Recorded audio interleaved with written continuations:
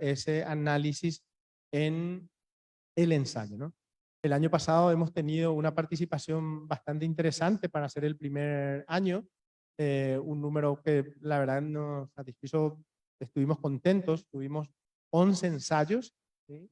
Y este año esperamos tener más ensayos. Además esperamos que un número mayor de ensayos también superen, por decirlo, la primera fase, que es la del análisis formal, del cumplimiento de ciertos requisitos, pero yo no voy a entrar en eso aquí. Pablo Ramírez se va a ocupar de explicarles en mayor detalle. Yo realmente les quiero dar las gracias a ustedes, les quiero dar las gracias a los que nos están acompañando también en esta transmisión y decirles que para los que tuvieron la oportunidad de participar aquí y les agradecemos su presencia, tanto como los que nos están acompañando a través de la transmisión, que de todas formas van a tener disponible la grabación de esta actividad en nuestra página web, ahí la van a poder bajar, y también en el YouTube, ¿verdad? En nuestro canal de YouTube. Entonces, van a poder volver a ver esto y poder trabajar en el proceso. Lo que buscamos con esta actividad es que podamos tener un poquito más claro los mecanismos que usa la CONACOM para identificar una barrera a la competencia y luego cómo hace el análisis para determinar si esa barrera es o no justificada. Entendemos que cuando una barrera no está debidamente justificada es o podemos considerarla contraria a el ordenamiento jurídico en materia de competencia. Y en ese rol lo que suele hacer la comisión una vez que identifica y puede llegar a esa conclusión, suele comunicar a las autoridades legislativas o regulan un determinado sector de esa situación buscando la remoción de esa barrera, ¿sí? Buscando la remoción de esa barrera. Con lo cual, lo que hoy vamos a tratar de explicarles es básicamente cómo hacemos nuestro trabajo y eso les puede ayudar a ustedes a realizar mejor el ensayo, ¿sí? Y les vamos a dar algunos tips respecto de cómo buscar, cómo trabajar los criterios de análisis y también incluso cómo buscar la información que le pueda servir para ese desarrollo. Pero insisto, no voy a entrar en ese detalle. Mi rol aquí hoy es sencillamente agradecerles que estén el interés, recordarles, aunque supongo que todos saben que tenemos un premio interesante como el año pasado de 1.000 francos, pero que además este año tenemos la oportunidad de tener un segundo premio de $500 también, ¿sí?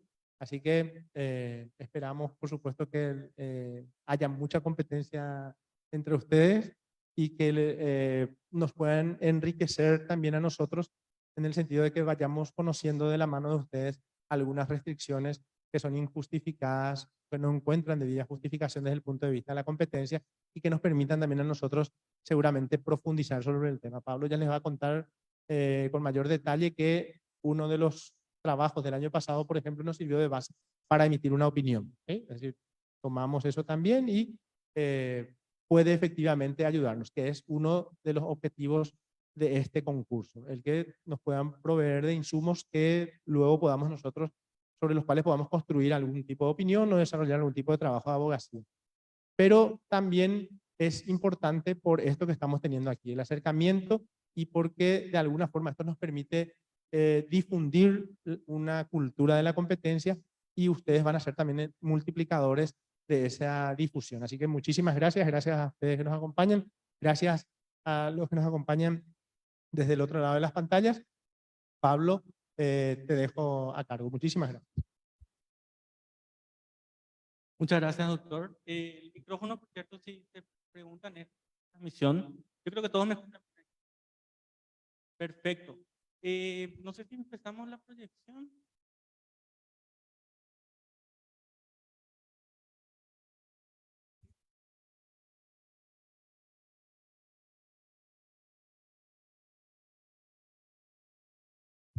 Bueno, como decía el doctor, yo soy Pablo Ramírez, soy el jefe del área de abogacía aquí en la Comisión Nacional de la Competencia, y junto con Yanice Jara, quien está en la sala al lado encargada de la transmisión de esto, somos las personas que van a estar trabajando o en contacto con ustedes en cada una de estas etapas del proceso del concurso de ensayos que tenemos.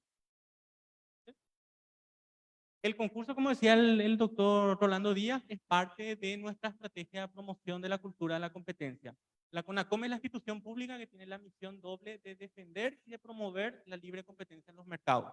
Y dentro de esa misión, una de las actividades que tenemos dentro del área de promoción es justamente esto, de socializar y sensibilizar a la ciudadanía de los beneficios de la competencia en los mercados.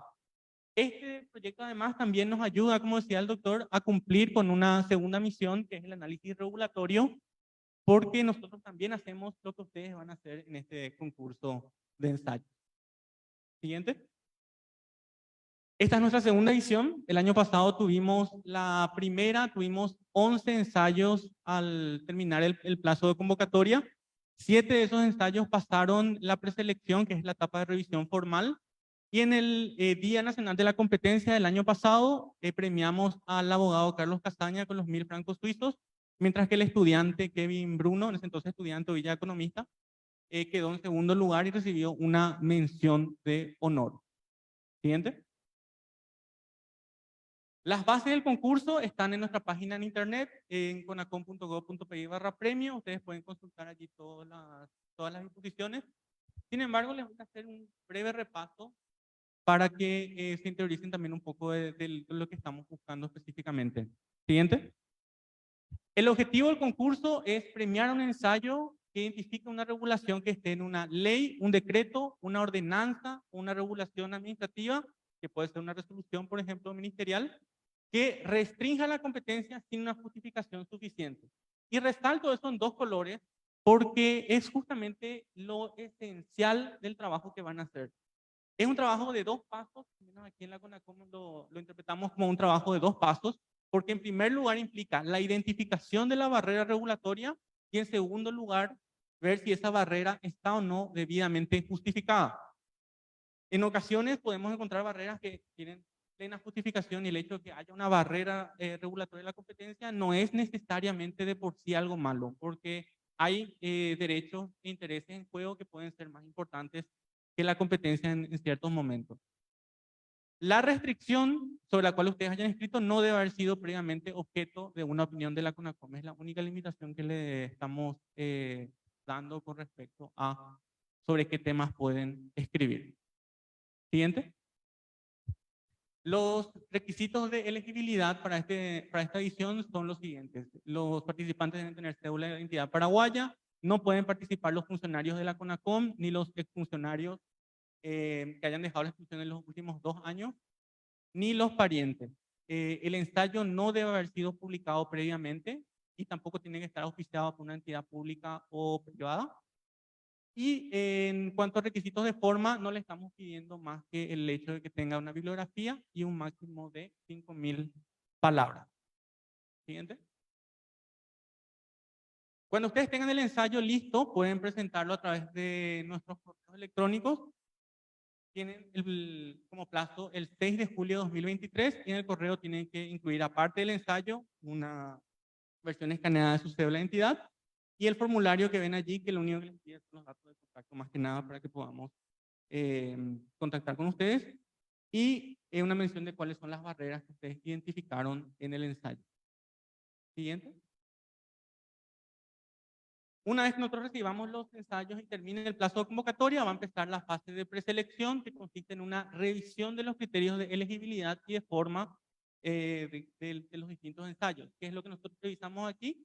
Revisamos que el tema no haya sido abordado previamente en una opinión de la CONACOM, revisamos que ustedes tengan la cédula de identidad paraguaya, revisamos que hayan declarado que no son funcionarios de la CONACOM, ni parientes, ni exfuncionarios en los últimos 2 años, y ese tipo de cuestiones. El hecho de que hayan completado o haya presentado un ensayo que tenga más de 5000 palabras, es algo que vamos a revisar y eventualmente, si se da una circunstancia que va en contra de nuestras bases, van a quedar descalificados, pero van a tener la posibilidad de solicitar una reconsideración.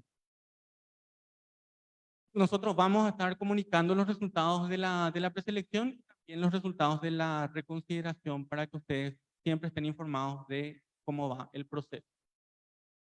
Siguiente. Aquellos ensayos que hayan pasado esa revisión formal y de los criterios de elegibilidad van a ser evaluados por este jurado internacional prestigioso que tenemos en esta segunda edición del premio.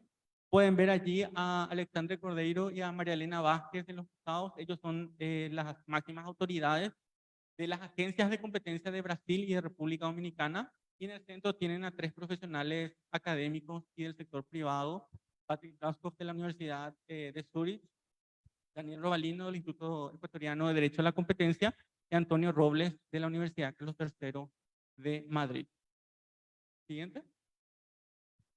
El ganador va a ser anunciado en el Día Nacional de la Competencia de este año, que se estaría celebrando entre los días finales del mes de septiembre y el mes de octubre. El Día Nacional de la Competencia, por cierto, para tener en cuenta, es el 2 de octubre aquí en nuestro país. Los premios, como estaba mencionando el doctor Rolando, son de 1.000 francos suizos para el mejor ensayo. Esto es cortesía de la Universidad de Zurich de Ciencias Aplicadas y del estudio jurídico Agon Partners, a quienes les agradecemos, por supuesto, el apoyo que están dando a este concurso por segundo año consecutivo. Y para el segundo lugar estaremos dando $500 americanos, cortesía del Instituto Ecuatoriano de Derecho de la Competencia, que se nos suma a este proyecto a partir de este año. Siguiente. Y bueno, aquí está la parte interesante de este taller. Voy a darles unas recomendaciones para participar en el premio, en el concurso. Y les quiero empezar manifestando que estas son solamente recomendaciones que ustedes pueden decidir utilizar cualquier estilo, cualquier metodología, cualquier forma de razonamiento, siempre y cuando que se logre el objetivo del concurso, que es identificar la barrera y demostrar que no está debidamente justificada. Pero nosotros aquí queremos mostrarles cómo hacemos nosotros este análisis, cómo nosotros, cuál es la línea de análisis que nosotros implementamos para definir que en una norma hay una barrera a la competencia y luego probar o argumentar que la misma está sin justificación suficiente y tiene que ser ya modificada o derogada. También les quiero comentar que en este espacio les voy a estar empezando por explicar cómo identificar una barrera y hacer el análisis de la justificación con una base más teórica con algunos ejemplos. Estos ejemplos van a ser un poco absurdos quizás para el caso, pero si yo fuese a contarles de repente, esta barrera es la que más se da en tal mercado, es como que ya estoy dándoles una ayuda para el concurso, y hay que recordar que parte del concurso es la identificación de barreras. Entonces, les voy a les voy a dar ejemplos un poco absurdos, pero que también al momento que les voy contando, ustedes van a ir pensando, yo sé que eso pasa en tal o cual mercado o tal o cual producto. También les recomiendo que no comenten entre sí si ustedes se dan cuenta de alguna barrera, porque dentro de todo esto también es una competencia. Ustedes pueden tener una idea brillante de la historia sobre la cual quieren escribir, pero de repente al comentarlo con una persona, esa persona puede quedarse con la idea de ustedes. Entonces, tengan cuidado con compartir información sensible, que es justamente una de las cuestiones que siempre decimos en materia de competencia aquí en la CONACUM. Una vez que termine la revisión de la teoría, por decirlo así, con estos ejemplos un poco absurdos, les voy a estar comentando 2 casos que fueron ya resueltos de la CONACOM y que por lo tanto no pueden ser objeto de los ensayos que ustedes pueden escribir. En uno de estos casos yo les voy a comentar cómo fue el razonamiento de la CONACOM, y en otro caso ustedes van a hacer ese razonamiento con los números que tienen, que espero que le haya dado el compañero al llegar. Y bueno, vamos a empezar. La siguiente diapositiva, por favor. El primer paso es identificar las barreras regulatorias. La CONACOM utiliza en ocasiones, no siempre, pero en ocasiones, las herramientas para la evaluación de la competencia de la OCDE, que nosotros consideramos que son un instrumento muy sencillo como para poder identificar si una norma establece o no una restricción a la competencia, una barrera a la competencia. ¿Y cómo se utiliza este documento de la OCDE? Nos preguntamos si la norma que tenemos a la vista en este momento que estamos analizando cumple con una de estas 4 condiciones. La primera es, siguiente, si la norma limita o no el número y la variedad de proveedores. De repente en un mercado puede haber 20 proveedores, pero porque hay esta norma, hay solamente 10, hay solamente 8, hay solamente 6 o hay solamente 1. A pesar de que hay interés del sector en fomentar y tener más competidores, esta norma es la culpable de que no haya más competidores. En segundo lugar, si la norma limita la capacidad de los proveedores para competir. En este caso, la norma no está impidiendo que haya muchos competidores, pero sí impide que estos competidores puedan competir vigorosamente. Quizás hay una norma que de repente les limita en aprovechar todos los potenciales que tienen. Les voy a dar un ejemplo más adelante cuando hagamos un análisis de los escenarios que se dan. En el tercer caso, tenemos si la norma reduce o no los incentivos para competir. Y en este caso, no estamos hablando de una norma que limite la cantidad de empresas, tampoco estamos hablando de una norma que le limite la posibilidad de competir, pero capaz una norma que les motiva a no competir. Y en el cuarto caso, ya tenemos una norma que no está dirigida a las empresas, sino a los consumidores, pero que puede tener un impacto de igual manera para competir. Sería una norma que limita las alternativas y la información disponible para los consumidores. Siguiente. Les voy a dar 5 escenarios que la OCDE describe de los casos más comunes de normas que limitan el número de la variedad de proveedores. Y les quiero dar el ejemplo, empezaré con este ejemplo un poco absurdo, de que vamos a suponer que cada vez que vamos a formar nuestra propia empresa de producción y venta de sándwiches. Y vamos a suponer que la gente que está viendo la transmisión va a formar su propia empresa también, del mismo rubro, venta, producción y venta de sándwiches. Y bueno, nosotros armamos nuestra empresa, pero nos encontramos con que hay una norma que otorga derechos exclusivos a un proveedor para prestar bienes. ¿Esto qué quiere decir? De repente puede haber una ley que dice que la producción y venta de sándwiches solamente la puede hacer una empresa. Y esa empresa ya está autorizada y es la empresa de la gente que está siguiendo la transmisión hoy en línea. Nosotros tenemos el capital, tenemos la infraestructura, tenemos la mano de obra, tenemos la capacidad técnica, toda la solvencia para poder operar en este mercado y competir, pero por culpa de esta norma, solamente dice que puede haber un proveedor, nosotros no podemos operar. Entonces, en vez de que este mercado tenga 2 operadores, tiene solamente uno por esta restricción normativa. El segundo ejemplo es el caso de las normas que establecen requisitos de licencias, permisos o autorizaciones. Sabemos que muchas actividades requieren la obtención, que las empresas obtengan licencias, permisos, autorizaciones, que muchas veces tienen unos cuantos requisitos que tienen que cumplirse para que finalmente la autoridad pública le otorgue este documento que le autoriza a operar.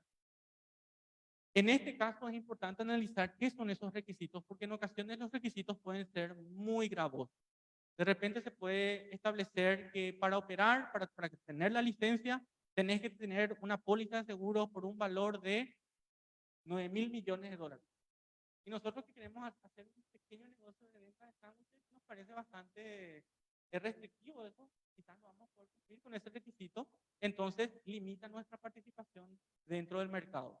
Otro ejemplo podría ser si la normativa establece que se tiene que obtener una licencia, pero hay una cantidad limitada de licencias que se pueden ofrecer. De repente el mercado solamente admite 7 licencias según la institución pública que va otorgando la licencia. Entonces, como las 7 licencias ya fueron otorgadas a 7 empresas, nosotros que queremos entrar ya no podemos entrar. Siguiente caso. Podemos encontrarnos con que hay una norma que limite la capacidad de ciertos proveedores para prestar un servicio u ofrecer un bien. Imagínense de repente que nosotros queremos armar nuestra empresa de producción y venta de sándwiches, pero nosotros queremos hacer la venta por delivery. Pero hay una norma, de repente, supongamos una ordenanza municipal que dice que la venta de sándwiches solamente se puede hacer en restaurantes. Esa norma está impidiendo que haya un competidor más que quizás puede proveer un servicio de una forma eficiente con otra modalidad, pero que cumple con objetivo final del servicio que está ofreciendo. O sea, al final el consumidor va a seguir teniendo el sándwich. Pero por esta norma, el consumidor tiene que ir necesariamente al restaurante y nosotros, perdón, que estamos en el negocio con nuestra empresa, no vamos a poder atender a ese consumidor. En el punto, o sea, en el escenario 4 que nos menciona la OCDE, habla de las normas que elevan de forma significativa el costo de entrada o de salida para un proveedor. Imagínense que para operar se necesita de repente tener una heladera, ¿se exige? Una heladera de último modelo, de una capacidad muy grande que permita almacenar ingredientes que cubran la demanda de 2 meses de operación. Y yo digo, nuestra empresa es chiquitita, nosotros podemos trabajar con una heladera un poco más pequeña. En todo caso, podemos ir renovando los ingredientes cada tanto para garantizar que los productos sean frescos. A mí no me hace falta tener una heladera muy grande para operar. Pero por culpa de esa norma, yo tengo que tenerla como requisito para poder operar. Y esa norma es la que impide entonces que yo pueda operar en el mercado y está limitando entonces la cantidad de proveedores. En el último escenario que tenemos en esta sección, vemos a las normas que crean una barrera geográfica a la capacidad de las empresas de ofertar o de invertir. Nosotros de repente podemos armar nuestra empresa Asuncena, queremos vender los sándwiches por delivery, pero hay una normativa en Lambaré que dice que solamente las empresas de Lambaré pueden vender sándwiches en Lambaré. Entonces, yo que tengo mi empresa en Asunción, a pesar de que tengo los servicios de delivery y tengo la capacidad de llevar mi producto hasta Lambaré, no puedo hacerlo porque esa norma me impide. Entonces, nuevamente se está limitando la cantidad de proveedores que puede haber en Lambaré ofreciendo el mismo producto. La guía de la OCDE tiene muchísimos ejemplos que, de nuevo, les recomiendo que revisen, no es obligatorio, pero les recomiendo que revisen. Para tener muchas más ideas de repente de lo que podría escribir ustedes. Yo les voy a explicar ahora un solo escenario de las siguientes tres preguntas, como para ir adelantando por cuestiones de tiempo. En el caso de las normas que limitan la capacidad competitiva de proveedores, tenemos el ejemplo de la norma que limita la capacidad de los vendedores de establecer los precios de bienes y servicios. Volviendo al ejemplo de nuestra empresa que va a vender sándwiches. Imaginémonos que hay una norma que dice que todos los sándwiches se tienen que vender a 10.000 guaraníes. Y nosotros vemos que nuestra estructura de costo nos permite hacer una venta de sándwiches a 8.000 guaraníes. Pero porque hay esa norma que establece un precio mínimo o un precio fijo, inclusive en algunos casos, para el sándwich, entonces nosotros no podemos competir en el factor precio. Porque sí o sí tenemos que cumplir con la norma y vender el sándwich a 10.000 guaraníes. Entonces, por culpa de esta norma, nosotros no podemos aprovechar toda nuestra capacidad competitiva y no podemos competir vigorosamente. Si pasamos hasta el 3, esos son otros ejemplos del 2.2, el 2.3, el 2.4, que al terminar la capacitación podemos, si quieren, revisar. Bueno, la tercera pregunta les decía, si la norma reduce los incentivos para competir. Ya no estamos hablando de una norma que afecte la cantidad, tampoco estamos hablando de una norma que afecte la capacidad que tienen las empresas de competir. Pero estamos hablando, sí, de normas que te motivan a no competir. Por ejemplo, si hay una ley que dice que la venta de sándwiches no está sujeta a la ley de defensa de la competencia. Entonces, las empresas técnicamente pueden vigorosamente. Pueden seguir peleando con el precio, la innovación, la calidad del producto, la diferenciación, todo lo que ellos van a usar a su favor para competir. Pero también, ¿qué pasa si no compiten? ¿Qué pasa si se juntan todos y dicen, vamos a decidir ahora que el precio del sándwich va a ser 15.000 guaraníes de todos los sándwiches?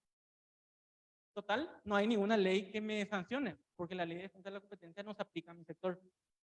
Entonces, ese sería un ejemplo de una norma que reduce el incentivo para competir en este caso porque no hay una posibilidad de sanción ante una falta de competencia.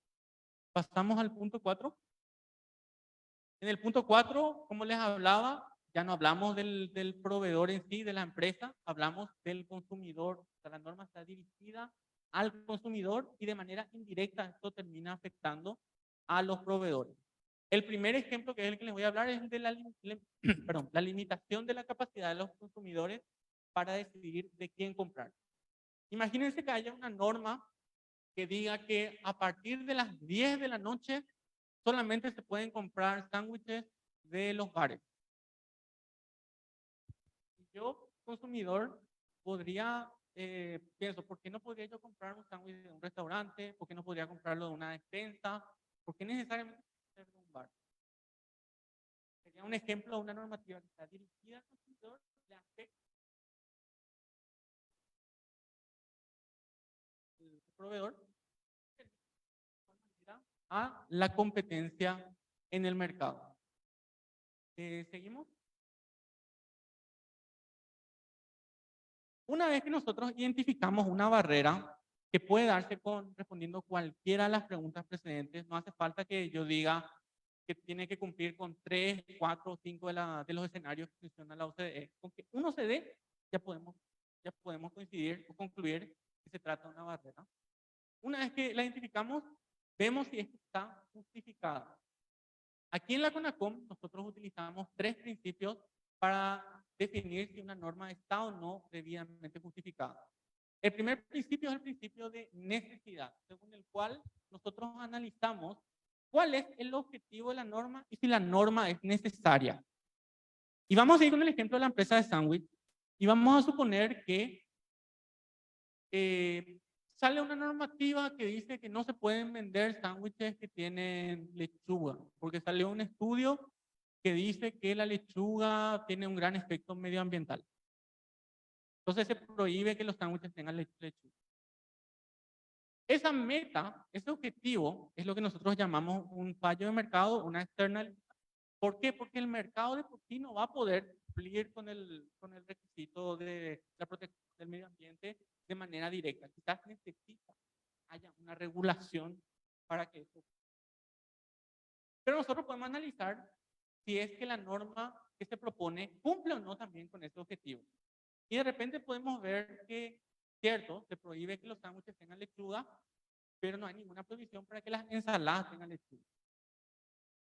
Entonces la norma no está cumpliendo con el objetivo realmente que se tiene de disminuir o anular el daño ambiental que se puede dar con el consumo de la lechuga.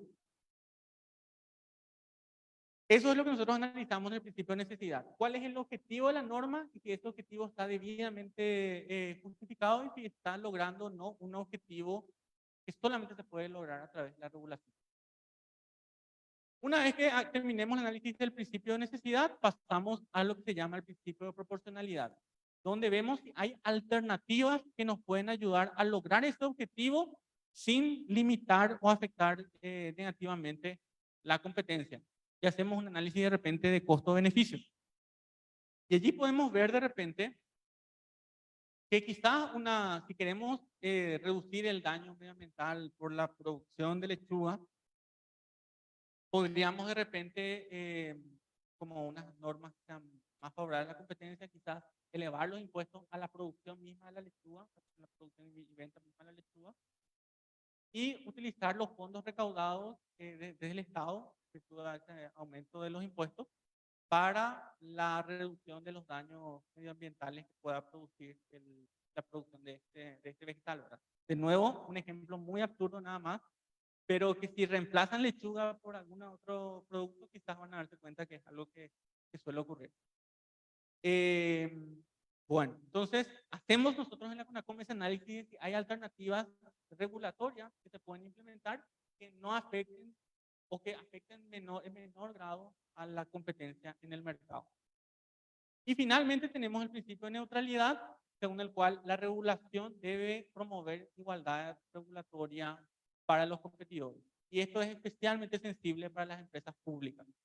Imagínense que en el mercado de la producción y venta de sándwiches haya una empresa pública que produce y vende los sándwiches y sale una regulación de repente que dice que todas las empresas que le vendan ingredientes a esa empresa pública tienen que hacerlo con un 50% de descuento. Esa norma efectivamente va a estar afectando lo que es principio de neutralidad y no va a estar debidamente justificado. Siguiente.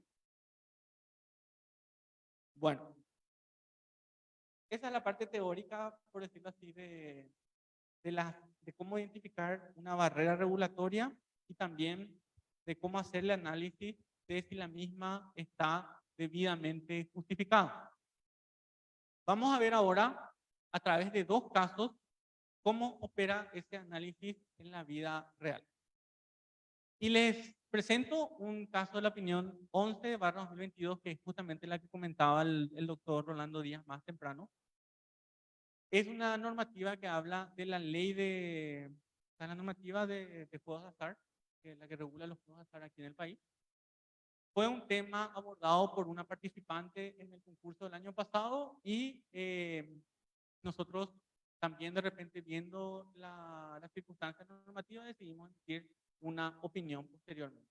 La norma, si bien es cierto que la gente que están viendo por la transmisión quizás va a poder leer la norma, pero la gente que está aquí en la CONACOM no. La norma dice que los tipos de juegos de azar autorizados para su explotación con carácter de exclusividad son la quiniela, la lotería, el telebingo, que tiene que ser uno por cada canal, las apuestas deportivas, Kini6, creo que hay una más que no estoy diferenciando ahora mismo. Pero, bueno, tenemos... Sí, ¿cuál es la barrera que podemos identificar allí? Y es la concesión efectiva de un derecho de explotación de ciertos juegos de azar con exclusividad. ¿Y por qué es una barrera? Porque le otorga derechos exclusivos a un proveedor para prestar servicios o ofrecer bienes. Solamente una empresa entonces puede estar ofreciendo el servicio de apuestas deportivas o el servicio de lotería instantánea o el servicio de quiniela en el país. Entonces, entraría dentro del punto 1.1 que había comentado de los escenarios que reconoce la OCDE de barreras regulatorias. Pasamos a la siguiente diapositiva, por favor. Vamos a analizar si la norma está justificada. Le preguntamos a la CONAXAR cuál sería la necesidad de establecer la exclusividad en los juegos de azar. Y ellos, como autoridad técnica, nos comentaron que sería interesante que en realidad los juegos de azar no estén necesariamente dentro del régimen de exclusividad. Por lo tanto, básicamente la autoridad técnica nos está reconociendo que no hay una necesidad real de que esta norma esté vigente. De igual manera, nosotros aquí en la CONACOM hicimos un análisis de cómo se ve los juegos de azar en otros países. Y encontramos que en algunos países esta norma está vinculada a la necesidad de... Porque se considera que la existencia de muchas empresas que tienen que competir de repente pueden aumentar la sensibilización la sensibilidad de las personas que son vulnerables a esta práctica. Entonces, por eso normalmente algunos argumentan que esta sería una justificación para que haya solamente un concesionario que explote ciertas clases de juegos de azar. Pero, bueno, supongamos que esa es la necesidad. ¿Cuál sería la proporcionalidad de la medida? ¿Les parece que pueda haber o no alternativas que logren este objetivo, pero que a la vez sean más competitivas? Y en la opinión se mencionó que, bueno, se podría hacer una apertura progresiva al sector, de repente estableciendo cada vez más operadores en el mercado, que esto vaya abriéndose a poco, y que continúen y se mejoren y se perfeccionen los programas de prevención de la ludopatía. De esa forma quizás podemos lograr el objetivo que al menos en otros países toma en cuenta, pero de igual manera promoviendo lo que es la competencia en el sector. Hay que recordar también que cuando hay más competencia, normalmente esto implica que aparte de haber que hay un mayor beneficio para los consumidores en virtud de la lucha o la puja constante entre los distintos competidores por los mejores precios y las distintas versiones de calidad que pueden dar a los productos. Después del principio de proporcionalidad, tenemos el principio de neutralidad y en ese momento el directorio de la CONACOM observó que la exclusividad puede generar ventajas para el concesionario vigente para futuras licitaciones. O sea, tenemos una sola empresa que está operando actualmente porque es la única concesionaria en tal sector, en tal juego. Y cuando hay una licitación, quizás puede darse el hecho o la circunstancia de que sea la la que está mejor posicionada para volver a ganar la siguiente licitación, porque es la que tiene la experiencia, es la que tiene la capacidad, la infraestructura, etcétera, y no tiene que empezar de cero. Entonces, fue algo que el directorio de la CONACOM advirtió en esta ocasión. Siguiente diapositiva. Bueno, ahora vamos a hacer un pequeño ejercicio con otro caso que ya fue resuelto por la CONACOM.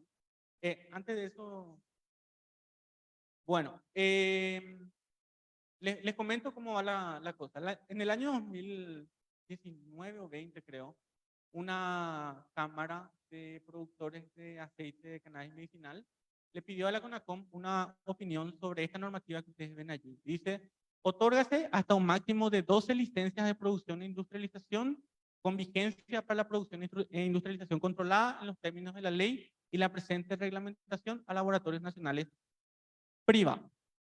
Esta norma estuvo vigente en un momento, hoy ya no está vigente después de la opinión de la CONACOM y de también la actuación de la DINAVISA, que es la institución que está regulando esto o la que está controlando esto. Bueno, tenemos entonces que según esta norma puede haber 12 licencias para la producción e industrialización de aceite de cannabis medicinal.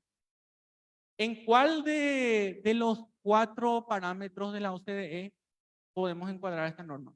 Si pueden utilizar los numeritos para marcar cuál es la opción que ustedes consideran correcta. Les leo en caso que no puedan ver bien. 1, si la norma limita el número o la variedad de proveedores. 2, si limita la capacidad de los proveedores para competir. 3, si reduce los incentivos para competir. Y 4, si limita las alternativas e información disponible para los consumidores. Si pueden levantar el carnecito de la barrera. Perfecto. Para los que están viendo la transmisión, todos marcaron el número 1. Están reconociendo aquí que esta normativa estaba limitando la cantidad de proveedores que podía haber en el mercado. Vamos a pasar al siguiente punto, la siguiente imagen, que te sale van a poder ver allí, los 5 escenarios que la OCDE encuadra dentro de lo que considera las normas que pueden limitar la variedad por la cantidad de proveedores. Nuevamente, agarrando sus cartelitos, y pueden optar por la opción 1, 2, 3, 4, si es que esto entra dentro de esas circunstancias. Si ustedes creen que entra dentro de las 5, como no tenemos cartelitos 5, si pueden levantar la mano con los 5 dedos. Entonces, ¿en cuál de estos creen que entraría? Les leo. El 1 otorga derechos exclusivos a un proveedor para prestar servicios o ofrecer bienes. El 2 establece requisitos de licencias, permisos o autorizaciones. El 3 limita la capacidad de ciertos proveedores para prestar un servicio o ofrecer un bien. El 4 eleva de forma significativa el costo de entrada o salida para un proveedor. Y el 5 crea una barrera geográfica a la capacidad de las empresas de ofertar o invertir. ¿En cuál de estos 5 puntos ustedes creen que puede estar comprendida esta barrera? ¿Pueden levantar? Más variedad.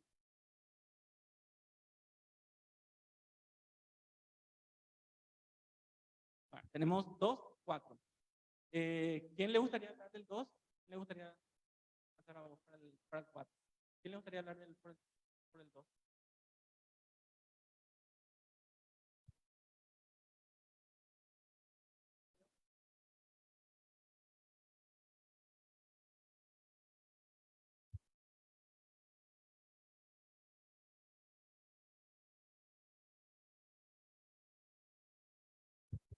Sí, porque en el 2 se establece un requisito de licencia y en el inciso F dice otorgar hasta un máximo de 12 licencias. O sea, hay un límite de licencias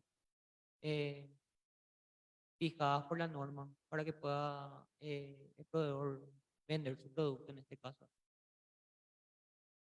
Bueno, ahora vamos a ver con el compañero que marcó el 4. Sí, bueno, la norma dice otorgarse hasta un máximo de 12 licencias de producción e industrialización con vigencia para la producción e industrialización controlada en los términos de la ley y la presente a laboratorios nacionales privados. entiendo que solamente la norma está dirigida a laboratorios nacionales privados, o sea, puede ser uno internacional y por eso es una barrera o hay un costo, digamos, de entrada para un laboratorio internacional, ¿verdad? O sea, eso es lo que entendí de la norma. Gracias. En este caso, nosotros encuadraríamos dentro del punto 2, que habla del requisito de licencia, el hecho de que haya una exigencia de la licencia para operar y el hecho de que haya inclusive una cantidad fija de licencia, es lo que nosotros ya al hacer el análisis nos quedaríamos aquí. No llegaríamos necesariamente al punto 4. Pero también el compañero menciona una cuestión, no sé si mencionas tu nombre, Sebastián. También está señalando una cuestión interesante que va más allá de la cantidad de licencias, la cuestión de que está dirigida a laboratorios nacionales privados. Habría que revisar si esta normativa, en otra disposición, habla de la producción por parte de laboratorios extranjeros. Si permite o no, habría que analizar eso en otra circunstancia de repente, porque esa podría ser una barrera regulatoria si estuviese establecida, ¿verdad? Pero reiterando, en este caso nuestra opinión estuvo dirigida a la consulta específica que fue formulada por la Cámara de Productores de Cannabis.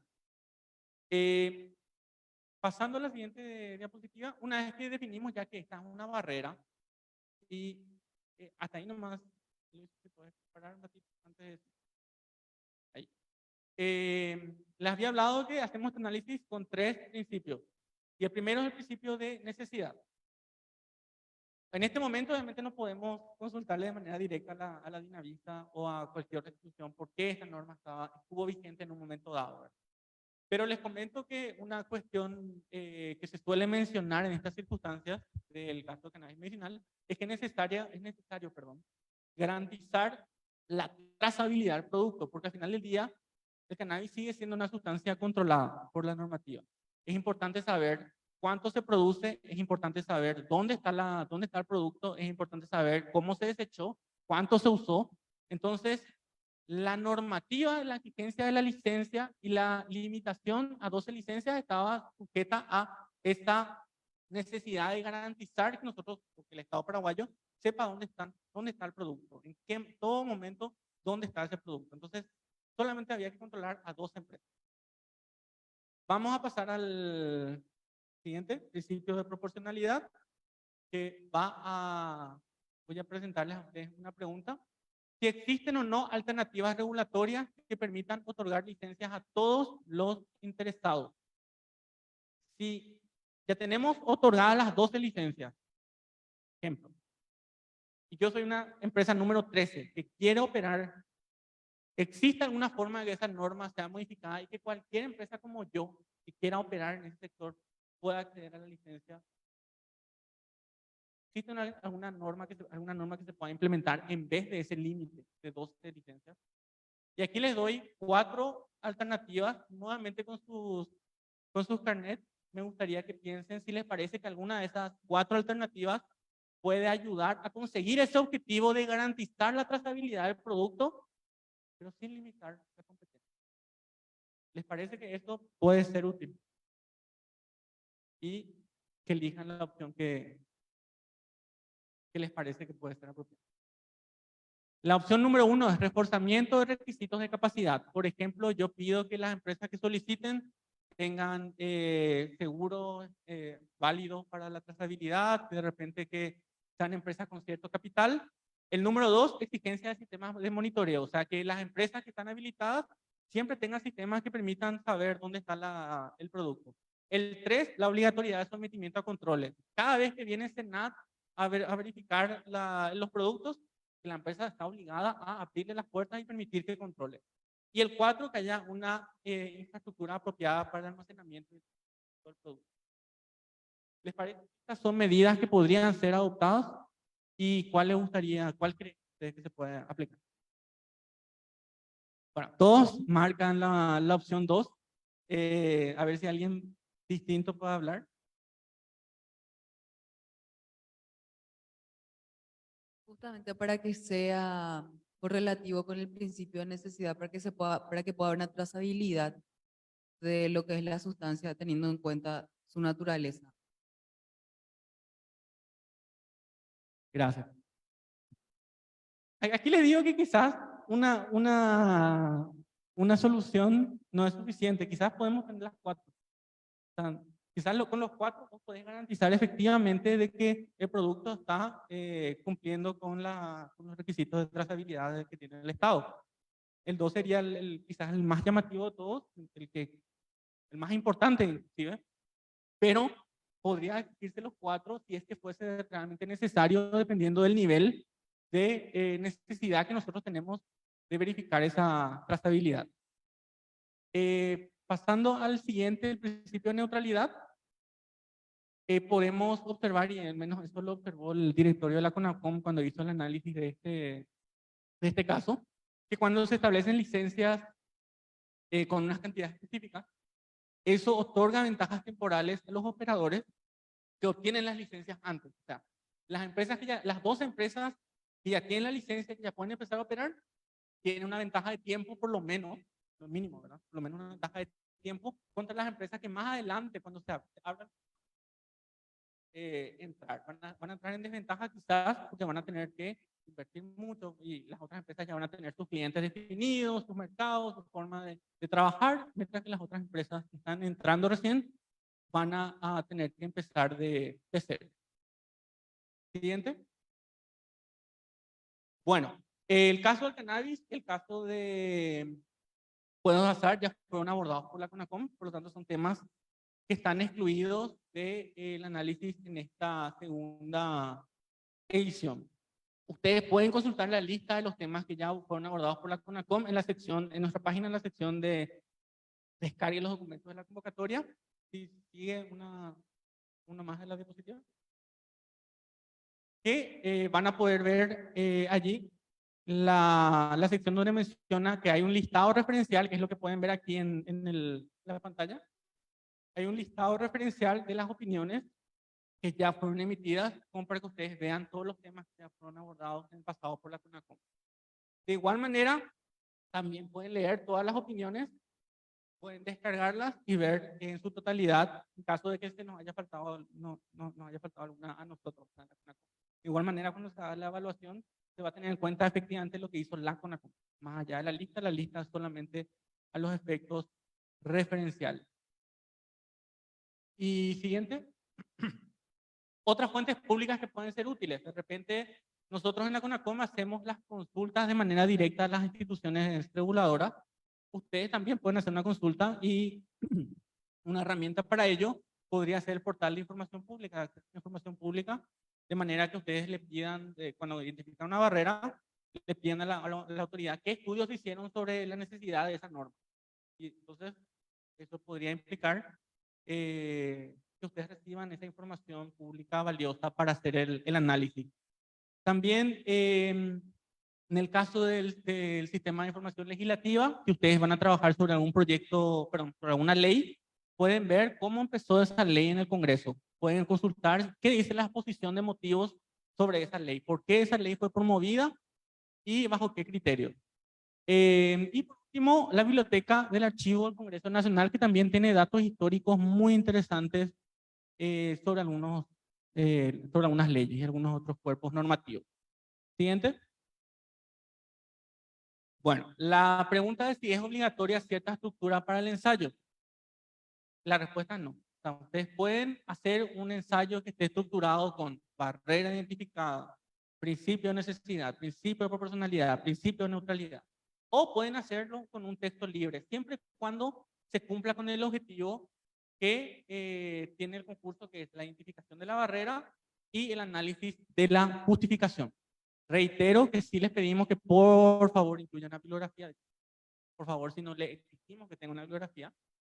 Y les recordamos que los miembros del jurado van a tener en cuenta la calidad y claridad en la redacción o presentación del tema, el tratamiento innovador y objetivo de la información, el enfoque al consumidor que le den al ensayo y la variedad de las fuentes que hayan consultado. Siguiente diapositiva. Si ustedes quieren, pueden consultar los 2 ensayos que fueron reconocidos el año pasado. Esto está en nuestra página de internet, en la sección de edición 2022. El ensayo ganador Para mencionar nada más, usó una estructura muy similar a la que usamos aquí en la CONACOM, con el análisis de la barrera y luego los distintos principios. Él quedó en segundo lugar, lo hizo con una estructura libre, pero los dos tuvieron muy buenos puntajes de jurado. La diferencia fue muy pequeña entre el primer y el segundo lugar. Los dos ensayos, reitero, están publicados en nuestra página. Y con eso cerramos esta presentación. Como ustedes saben, pueden enviar cualquier consulta que tengan sobre el concurso a los correos promoción@conacom.gov.pi y conacom@conacom.gov.pi. Vamos a estar publicando la consulta y también respondiéndole. Entonces, también es una cuestión, tengan en cuenta de que no es recomendable que nos consulten. Puedo escribir sobre tal tema porque vamos a publicar eso y van a estar revelando ustedes el tema que ustedes están interesados en escribir. Y les reitero también que la identificación de la barrera es parte del concurso. Entonces, si ustedes mencionan sobre qué quieren escribir, ya están revelando la mitad de la carta con la que ustedes pueden jugar en el concurso.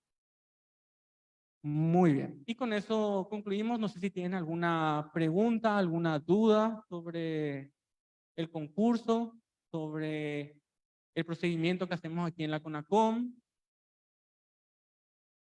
Y espero que participen también, por cierto. Una cuestión que no mencioné aquí es que, si bien es cierto que no se recomienda en el mercado que haya acuerdo entre competidores, ustedes pueden escribir en coautoría. O sea que de repente pueden juntar y todos juntos escriben un solo ensayo. El premio igual es el mismo, no se le va a pagar 1.000 francos suizos a cada integrante, va a ser 1.000 francos suizos que ustedes van a dividir como ustedes lo deseen. Bueno, ¿tiene alguna consulta, alguna duda? Sí.